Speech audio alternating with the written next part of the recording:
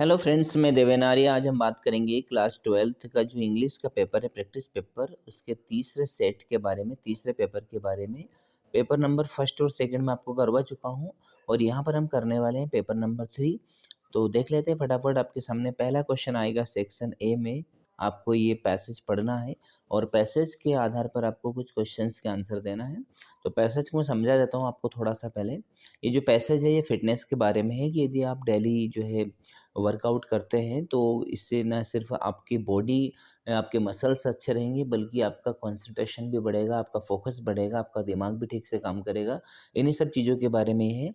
आप है ना, यदि काम करने के बीच में भी यदि वर्कआउट कर लेते हैं या कोई इंपॉर्टेंट काम करने जा रहे हैं उसके पहले भी यदि कुछ आप जो है चहलकदमी करते हैं, रिलैक्स महसूस करते हैं अपने आप को, तो आपका फोकस और आपका कंसंट्रेशन और आपका परफॉर्मेंस सभी चीज़ें बेहतर हो जाएंगी। ठीक है, तो स्टार्ट करते हैं। इसके कुछ क्वेश्चंस हैं और पहला क्वेश्चन है, how does exercise improve muscles strength. Muscles strength को एक्सरसाइज किस प्रकार इम्प्रूव करता है?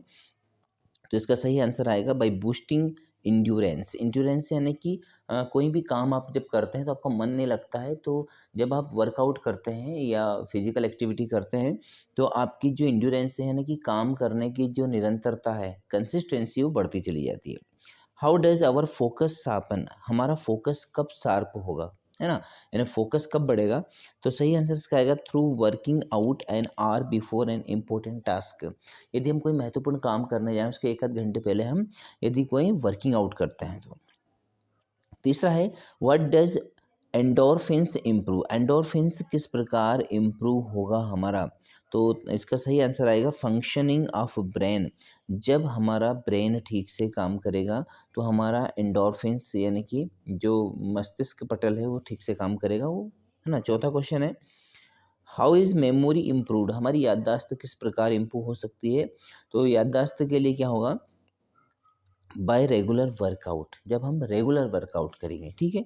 पांचवा है, what does the word endurance in the passage mean. Endurance का अर्थ क्या होता है इस पैसेज में?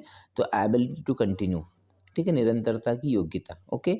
छठा है, what is the main idea of the passage. इस पैसेज का मेन मुद्दा क्या है? तो मेन मुद्दा इसका क्या है?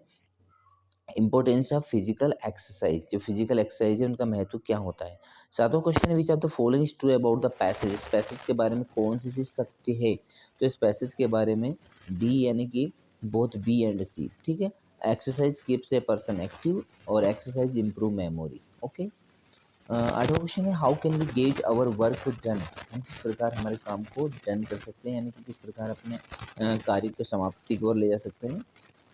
तो इसका सही आंसर आएगा by an active and productive person. ठीक है। Which of this is the correct synonym of the word destruction. Destruction का करेक्ट सिनोनिम से यानी कि समानार्थी शब्द क्या है? तो डिस्टर्बेंस। ठीक है, यानी बाधा उत्पन्न करना। लास्ट क्वेश्चन है इसका, it is believed that you will be at your peak when you perform. ऐसा है ना, जब पिक का इसमें पूछा है कुल मिला के कि जो पिक, ये अंडरलाइन शब्द है पिक, पिक का अर्थ क्या होता है? तो पिक का अर्थ ये होता है कि हाईएस्ट पॉइंट, यानी जब हम कहते हैं कि वो तो पिक पर है, पिक है ना उस समय बिल्कुल शिखर पर, है ना, किसी भी कार्य के पिक पर है, उसकी बिल्कुल ऊंचाई पर। ओके।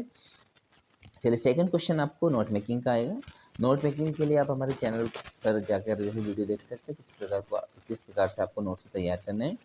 थर्ड क्वेश्चन है, you have lost your important documents while travelling in local bus.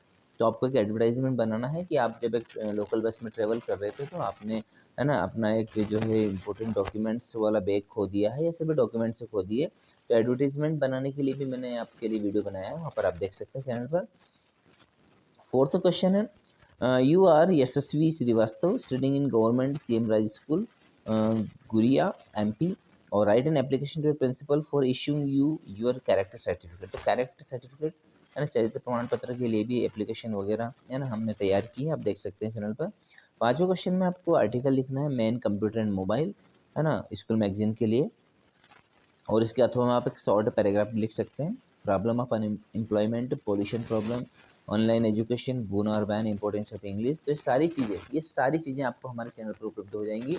बस आपको करना कुछ भी नहीं है, बस आपको जाकर प्ले लिस्ट में देखना है, जो भी चीज़ आपको चाहिए वो सारी चीज़ें आपको वहाँ पर मिलेगी। ठीक है।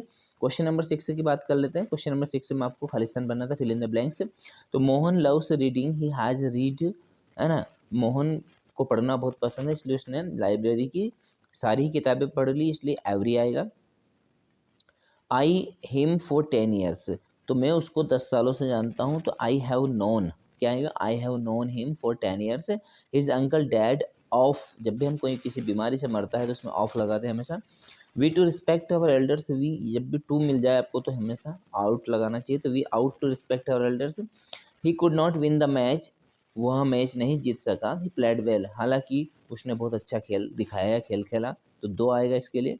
He teach in university of Delhi, देखिए यहाँ पर हम अधिकतर बात करते हैं यूनिवर्सिटी का, जब भी जो है जिक्र होता है सेंटेंस में आता है तो हम क्या सोचते हैं कि ये एन के लिए आया होगा, लेकिन यहाँ पर आया है he teach in the university of Delhi. जब भी यूनिवर्सिटी के आगे मतलब किसी पार्टिकुलर किसी खास यूनिवर्सिटी की बात करें, यहाँ पर दिल्ली की यूनिवर्सिटी के बारे में बात हो रही है, इसलिए हमें क्या लगाएंगे, द लगाएंगे, ठीक है। 7वां question, do is directed where I have put my bag do you know. इस सेंटेंस को आपको नाउन क्लास का इस्तेमाल करके जोड़ना था।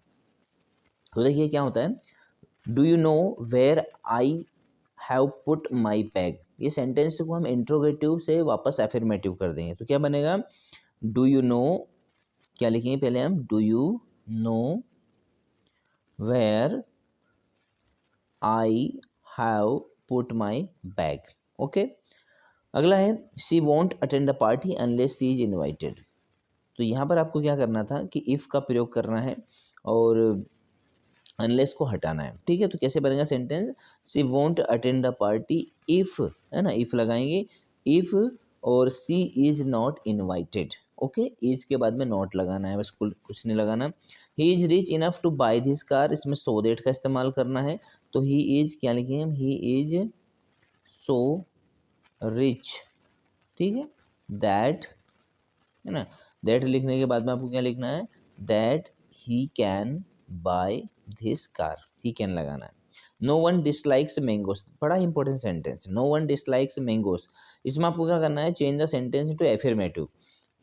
इस सेंटेंस को एफर्मेटिव बनाना है और without changing the meaning, meaning भी चेंज नहीं करना है। तो इसका देखिए बड़ा ही अच्छा बनेगा, नो वन डिसलाइक मैंगोस, इसके लिए आएगा क्या, नो वन की जगह पर हमको क्या करना है, एवरी वन, बस और कुछ नहीं करना है, और डिसलाइक का फिर लाइक से करना है, तो एवरी वन, है ना, एवरी वन, और क्या आ जाएगा, लाइक्स मैंगोस, ठीक है। हमने मीनिंग भी चेंज नहीं किया और सेंटेंस को एफर्मेटिव भी बना दिया। अगला है 5वां, that he will win the race seems realistic, identify the underline clause, इसमें कौन सा क्लॉज इस्तेमाल किया गया है उसको बताना है, तो यहाँ पर नाउन क्लॉज आएगा इसका। लास्ट सेंटेंस है, there is way there is will, तो यहाँ पर वेयर का इस्तेमाल करना है, और बनाना है, तो वेयर क्या लिखेंगे, where there is a will there is a way, जहाँ चाह वहाँ रहा, ठीक है। तो क्या बनेगा, where there is a will there is a way, ठीक है। चलिए अब हम बात करते हैं आगे क्वेश्चन 8 के बारे में। क्वेश्चन 8 जो कि एक एक्सट्रैक्ट है, और इस एक्सट्रैक्ट में से जो है हम यहाँ पर आपको आंसर बताने वाले हैं सीधे से।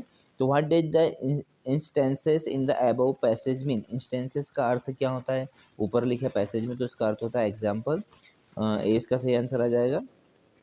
Who was number 2 at the studio, studio में नंबर 2 पर कौन था। तो देखिए ये बात कर लें कि ये आपकी जो बुक है ना, यानी कि आपकी जो फ्लेमिंगो बुक है, फ्लेमिंगो जो बुक है उसका एक जो है पोइम है, और उस नहीं सॉरी पोइम नहीं है, प्रोज ही है, पोइट्स एंड पैनकेक्स, इसमें से ये पैसेज लिया गया है। आप यदि इसको अच्छे समझने से वहाँ पर देख सकते हैं। तो देखिए who was number 2 at the station, तो स्टेशन पर नंबर 2 कौन था, तो नंबर 2 कौन था, यहाँ पर इसका सही आंसर आएगा सी, कोटमंगलम सुब्बू नंबर 2 पर था।